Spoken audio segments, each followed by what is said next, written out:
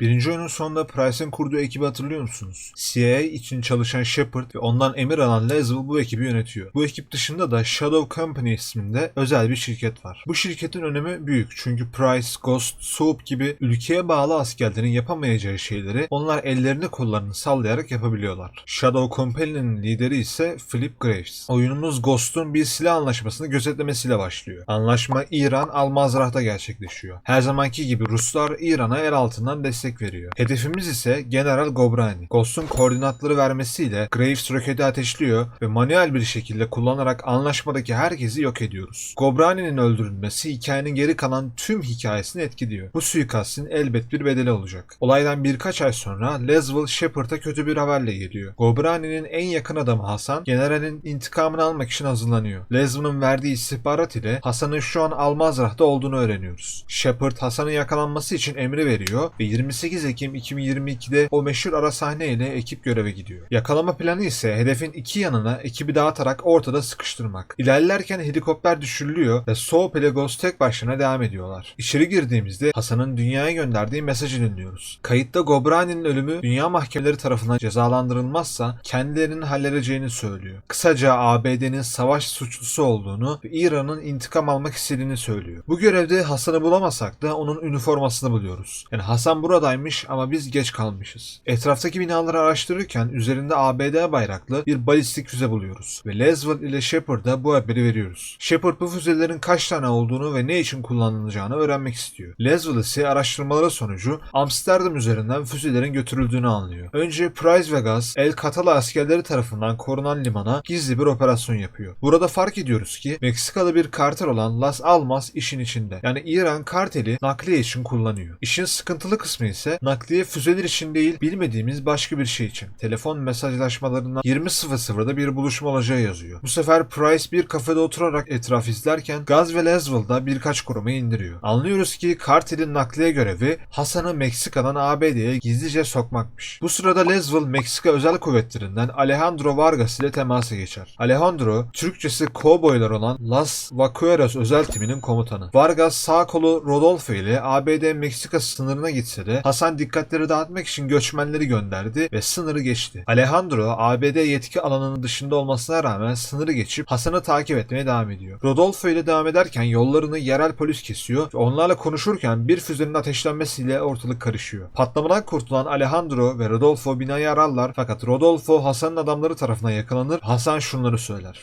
Burn everything.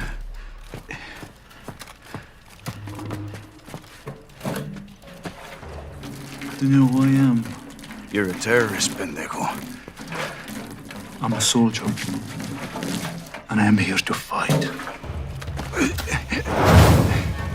Rodolfo yanan evde zar zor duvarda gördüğü teslimat rotalarını telsizden Vargas'a söylüyor ve son anda Vargas tarafından kurtarılıyor. Sonrasında Hasan'ın gemilerle ABD'ye bir şeyler taşıdığı onaylanıyor. Bunlar büyük ihtimal füzeler. Hasan artık ABD'de olduğu için yakalanması kolay diye düşünebilirsiniz ama Hasan tekrar Meksika'ya dönerek kartelin koruması altına girmiş. Vargas'a destek olmak için Ghost ve Soap Meksika'ya gider. Shepard da hem destek amaçlı hem de savaşı önlemek için Graves'in komutasındaki Shadow Company'yi Meksika'ya gönderir. Alejandro yolda bize Las Almas'ın askerleri, polisleri ve hatta sivil halkı bile yönettiğini anlatıyor. Vargas ailesini sır gibi sakladığını ve hiçbir yerde bahsetmediğini söyler. Ayrıca Elsin Nombre yani kartelin isimsiz liderini de anlatır. Soap, Ghost ve Vargas arka mahallelere operasyon yapsalar da Hasan'ı değil onun bayrağını buluyorlar. Bu sırada rüşvet almış ordu bize karşı savaşıyor ve Graves'in hava desteğiyle kaçıyoruz. Yeniden konumlanıp Graves'in yerine geçiyoruz ve yerdeki ekibe hava desteği sağlıyoruz. Bu görevde sonunda Hasan'ı yakalıyoruz ve uzak bir yere götürerek sorgulamaya başlıyoruz. Bu sorgulamada Hasan yine asıl suçlunun ABD olduğunu söylerken Soap füzeleri kimden aldığını soruyor. Bu sırada Shepard lafı keserek konuyu değiştiriyor. Yani büyük ihtimal bir şeyler saklıyor. Her ne kadar Hasan'ı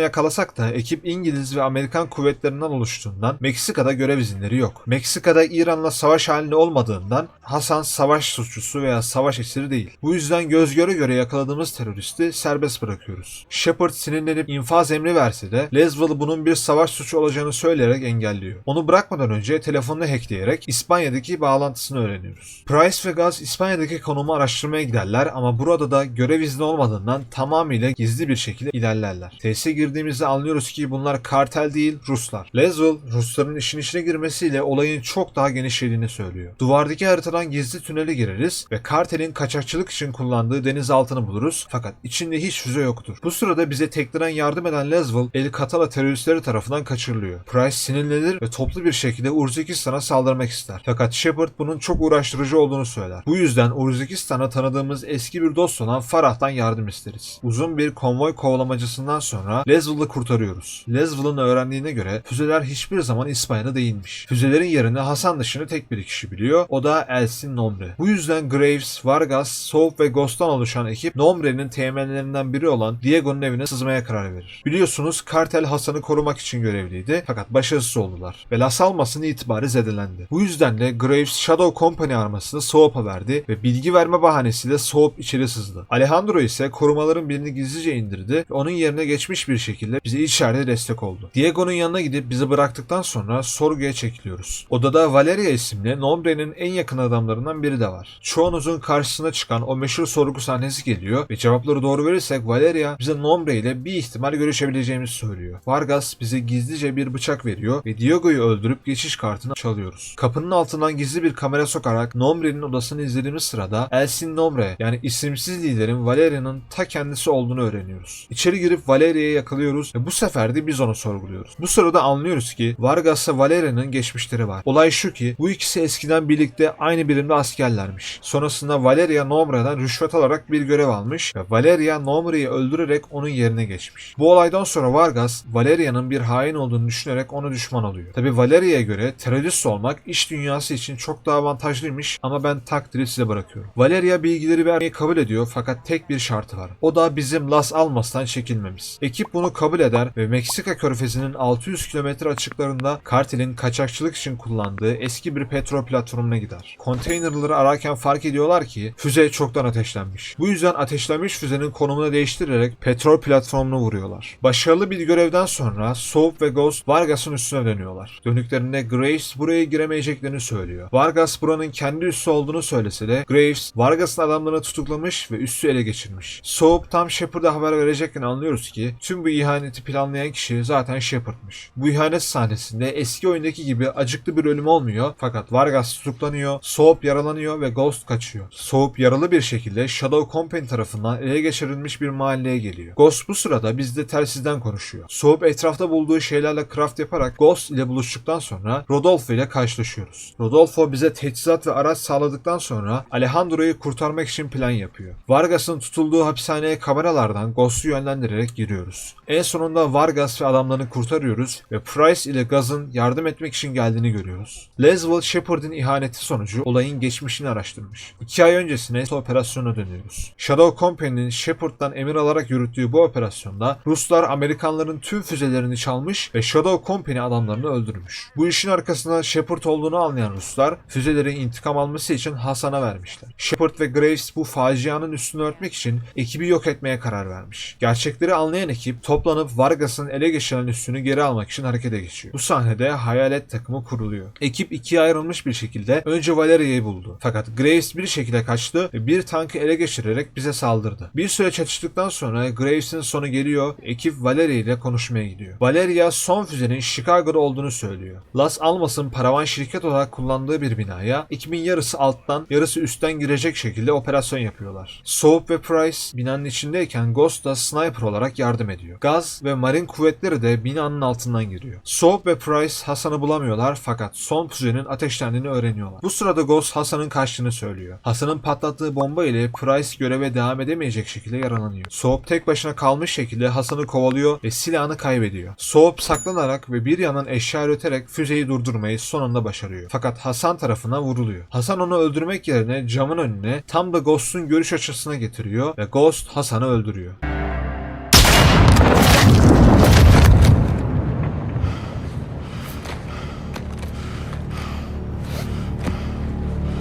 görev başarılı. 3 füze de başarıyla yok edildi ve Hasan öldürüldü. Ekip görevden sonra bir barda konuşurken Laswell yeni bir bilgiyle geliyor. Füzeleri çalan Ruslar aşırı milliyetçilermiş ve Laswell bundan sorumlu kişinin fotoğrafını veriyor. Yeni hedefimiz Makarov. Sonraki sahnede meşhur replikte No Russian görevinin yeni halini görüyoruz. Bu şekilde oyun 2023 10 Kasım'da çıkacak olan Code Modern Warfare 3'e bağlanıyor. 3. oyun çıktığı gibi hikayesi de kanalda olacak dostlar. İzlediğiniz için çok teşekkür ederim. Öneri, oyun ve karakterlerini yazan dostlarım hiç merak etmesin. Hepsi listemde ve sırayla hepsinin videosu gelecek. Şu an karşınıza çıkan 2 kanalıma da abone olmayı, açıklamadan Discord'a katılmayı lütfen unutmayın. Videoyu beğendiyseniz like atabilirsiniz. Bu beni motive eden bir şey. Bir sonraki videoda görüşmek üzere dostlarım. Hoşçakalın.